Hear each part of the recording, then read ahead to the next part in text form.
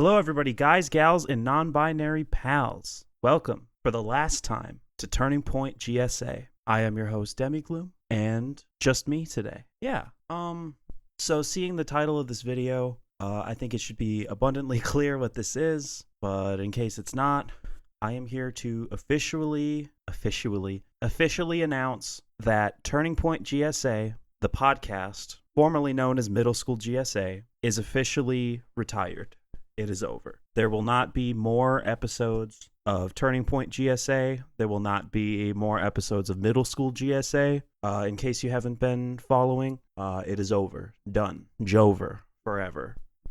And we'll get into why that is in just a moment. But first and foremost, I would like to say thank you to everybody who'd ever tuned into the show. Whether you only listened to one episode, or you've been there since the beginning and you're still around, or if you're not even here, not that you can hear me, but this I will spiritually thank every single person who's ever tuned into an episode of this show. This show was a passion project of mine. It was something I deeply cared about. It was always and still is something I deeply care about. It's a very important part of my history. I'd go as far as to say it's its own chapter in my history, both as a content creator and / entertainer, and just as a human being, as a queer person, as a leftist. It represents a lot to me. It's a very important part of who I was, and to an extent who I am.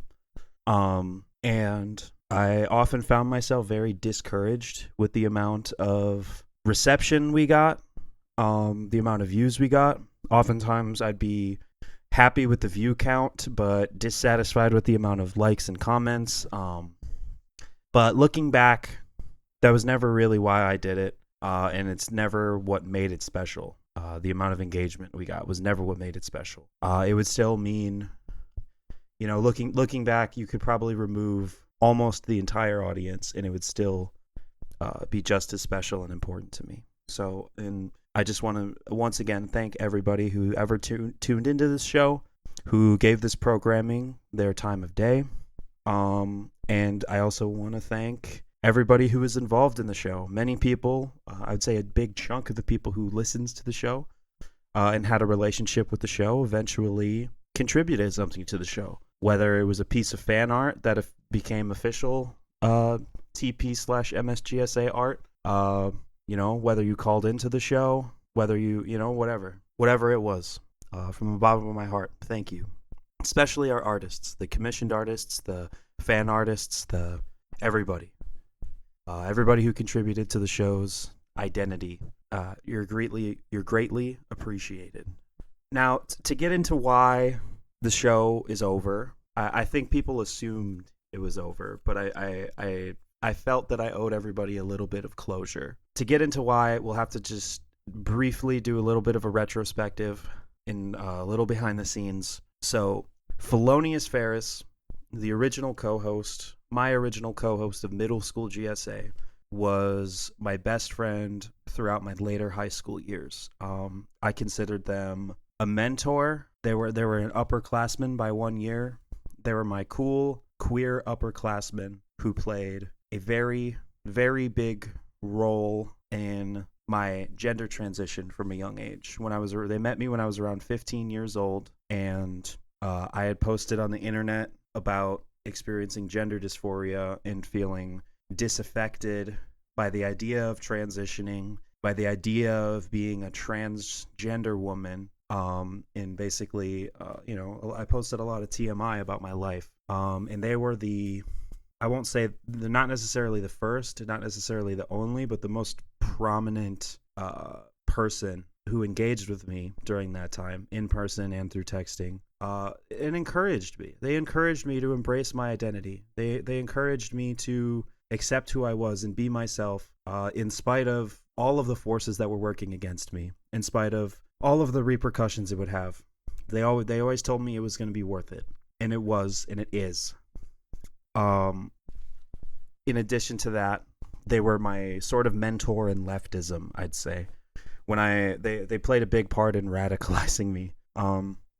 I I won't say I was like a libertarian, but I was like a sort of, when they first met me, I was a sort of like edgy liberal type of person. And keep in mind, I was 15 when I met them. So take anything I said politically with a grain of salt because I really didn't know what I was talking about. But I would say I would have identified myself as a liberal at the time. I was very critical of the sort of mob mentality that I had perceived going on in the far left. I was critical of anti-capitalism. And while I wasn't a fan of the Democratic Party necessarily, or any political party that existed, I was very much critical of far leftism and wanted to distance myself from that. But being friends with them, they educated me a lot about a lot of topics, and sort of showed me around, showed me the ropes of leftism, the real moral and logical foundations behind it, versus just the sort of things that I had yelled at me before. And over time, I became a pretty far leftist and became more radical. And we became best friends after a certain point. We became best friends, and we would hang out a lot. And eventually, we agreed on recording a podcast together, and that was my dream come true. To record a podcast with Felonious Ferris, because Felonious Ferris was not a content creator. They drew, they did digital art, but they were not a like content creator. Like they didn't put their voice out there on the internet. They didn't have a YouTube channel. They didn't have anything like that. They were just like a Tumblr user. And I thought me having had a foot in like in the BreadTube community for a while, in the sort of debate sphere on the internet, and them being very politically literate, politically, socially, morally literate, I figured we would be a force to reckon with on the mic, on the air. I figured we would have a very entertaining show, and I was correct. I'd like to think I was correct. Whether or not I was correct, I mean, the show was tacky for sure. There were a lot of problems with the show. There were a lot of things about the show that made it very difficult to market, very difficult to get people into it. But I would say overall, it was an entertaining show. And that was my dream. Middle school GSA was my life for a while. I got into it. I was held back in high school. So I had to do an extra semester of high school because I didn't do well in school during COVID, and also having an undiagnosed learning disability didn't help anything. But I was struggling deeply in school, and during that extra semester that I had to take, which was pretty much a breeze, I just needed to get a couple credits. I was really mourning leaving high school, and then after leaving high school, I really threw myself into the show. And it was my main creative outlet for a long time. It was my main project, and it made me really happy. And having a show with Felonious Ferris, I'm still honored that it ever happened.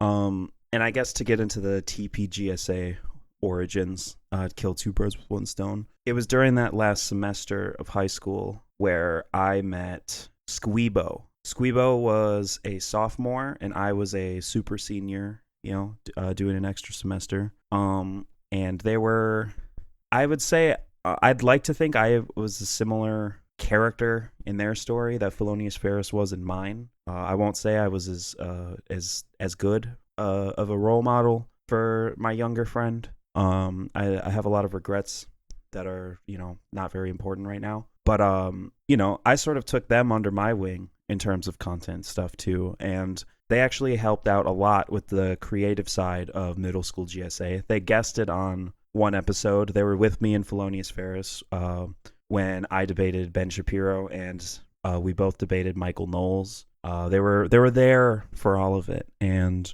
Squeebo was also my best friend in their own way during that entire time period. And yeah, to put things very simple, to dramatically oversimplify things, me and Felonious Ferris are no longer friends. We do not speak to each other anymore.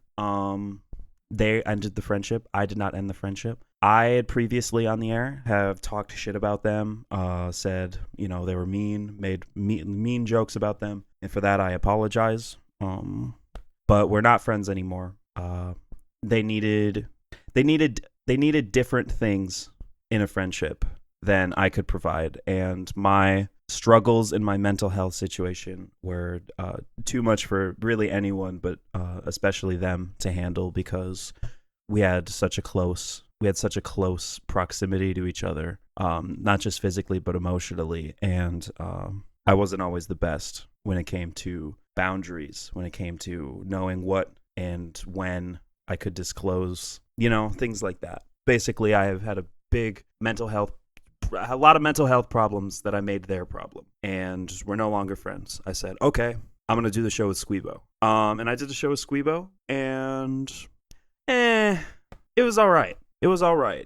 I feel like I'd kind of deluded myself into thinking that the show was going to be better this time, because me and Squeebo had a lot less. With me and Ferris, you could tell towards the end there was a bit of resentment, a mutual resentment between the two of us, and they weren't as interested in the show, whereas Squeebo was super interested in the show at that point, and we were having a great time as friends, and we were like, fuck it, we're going to throw ourselves into this. We're going to have a more comedy focus, and it's going to be great. And it turned out good. I would say it was good, but it wasn't great, the episodes that we did. We didn't have too much of an opportunity we really only had, 3 episodes? So we didn't have too much of an opportunity to sort of find our niche as a unit in comedy, in podcasting, in political commentary. But yeah, I don't know. I'm happy with our discography, if you want to call it that. Our portfolio, rather. But me and Squeebo aren't friends either, guys. I hate to break it. I hate to break the news to you. We're not friends anymore either. This one is a less clear-cut case. With Felonious Ferris, I'll just admit, like, I was a bad friend. I was an asshole. With Squeebo, it's more mutual. We both had a lot of resentment, and we both struggled with communicating things to each other effectively. And out of respect for their privacy, I won't get into anything else about it, but we do not get along. We're no longer on speaking terms. And at this point, I was contemplating, like, I could just do the show myself with a rotating cast of guests, or I could just have find another co-host. But at this point in time, I don't really see it happening. The original concept of this show, and the reason it worked, and the reason why Turning Point GSA kind of worked, it was because it was 2 queer best friends discussing their relationships with queer issues. There was the closeness there, but there was also tension, because we didn't agree on there were a lot of things we still didn't agree on quite. And I would say our closeness is what made those discussions entertaining. Because I think if I were to have a debate about whether cat pronouns were valid, or if I were to do, let me look at the list here. 31, a good 31 episodes too. That's not bad. It's not like long term. It's not a long term show, but it's a respectable amount of. I would say it's a respectable amount of output for the time we did, even though we went on hiatus a lot. Yeah, like the one where we fixed the Constitution, I don't think would have been as entertaining if we were just 2 random people, or if it was me and a random person. Our queer backstories, the guns episode, the performative activists sort of rant we did. All of these things, I think, worked well because of who was hosting it. And to be perfectly honest with you, I don't really have anyone in my life who I'm like that close to that I could talk about the Turning Point GSA or middle school GSA type of things. I don't really have anybody in my life that I could talk about that stuff with on the air. So we're sort of left with an identity crisis. And it's just one that I haven't been able to solve. And I truly don't know if anybody really cares about this show anymore, because I haven't really gotten a lot of people asking what's going on with it. I think people have assumed it's dead and aren't really, don't really care where it's going to go. No Squeebo, no watch. No Ferris, no watch. Who knows? But I figured I'd put this out just in case. And in the event that somebody discovers the old show, or I tell someone I check out the old show, and they don't have an explanation for what happened, I'd like this to be here. I'd like to leave this out there. So, in conclusion, again, thank you to everybody who watched and contributed to the show. You guys really helped my dream come true. But I can't really do it anymore. I don't have enough of a justification to completely reinvent this show again. I think I'm going to have to kind of, and it's upsetting for me. I didn't want to do this. I wanted this show to go on forever. Like, I wanted this show to always be a part of my life, no matter who was or wasn't watching it. But it's just, it doesn't feel the same anymore. Like, it felt like it was something resembling its original self when I was doing it with Squeebo. Even then, it was, I don't know how long it would have lasted. If I were to do it with like Riely or someone who's not even in the queer community, I don't think it would make sense. And overall, I don't think Turning Point GSA has any reason to exist anymore. I'm not entirely against doing it in the future. Like, I'm not going to make any promises. But I could see myself, as the years move on, I could see myself having another trans best friend. If I were close enough with somebody, and they were interested in doing a show. But I don't see that as a very likely possibility. Yeah. So in terms of this channel, as you guys probably know, we have a new show. Me and my friend Riely have a show called The Trans Fat Experience, where the gimmick is sort of, I'm a trans woman and he's a fat guy, and collectively we share the trans fat experience with the world about any given topic. And that show is, honestly, I'd say it's accomplishing what I wanted to with Turning Point GSA, with the show with me and Squeebo. It's accomplishing the mix of comedy and serious discussions, although much heavier emphasis on comedy. And I would recommend checking that out. That's my current project, and you wouldn't be wrong if you were to tell me that the effort and the quality of that show isn't quite up to par with Turning Point or Middle School GSA. You wouldn't be wrong to point that out, but we are going to increase the production value, and I plan on turning that into my main broadcast, my main show, the main DemiAngelo podcast. And honestly, Riely was around before Felonious Ferris, and he's around after. And he was around before Squeebo, and he's around after. And I think our chemistry is great. And I think if you liked anything about Middle School or Turning Point GSA that was not strictly the political discussions, I think you'll have a good time with the trans fat experience. But I understand that they're not the same show. It's not the same thing, and it never will be.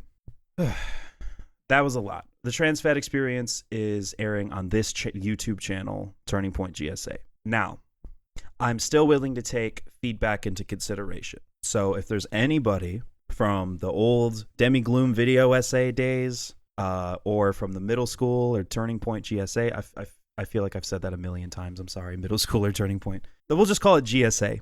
Anyone from the GSA era, or anybody who likes or appreciates the GSA era, I'm open to feedback. Tell me what you want to see from me, and as long as it's not just bring back GSA, because I can't do that. But if you have, like, what do you want to see from me? Do you guys want me to go back to making short video essays? Do you guys want me to go back to focusing on politics, like, angry political rants? Like, you want that DemiAngelo back? Just let me know. What do you guys want from me? Additionally, you could check out my album. Yes, I'm a musician. You should know that by now. If you don't know that, you're a fake fan. But I am a musician. Check out my album. I make rap music. But yeah, I'm a trans rapper. I know. But check out my album, Fag Time, or FXTX, on all streaming services. Check it out. It's pretty good. And I also have a concert video on the DemiAngelo YouTube channel. Yeah. This is oddly an emotional experience for me, because when I've hit record and started talking, it came pretty natural to me. But I'm sort of just now realizing that when I hit stop recording, this will be the end of GSA.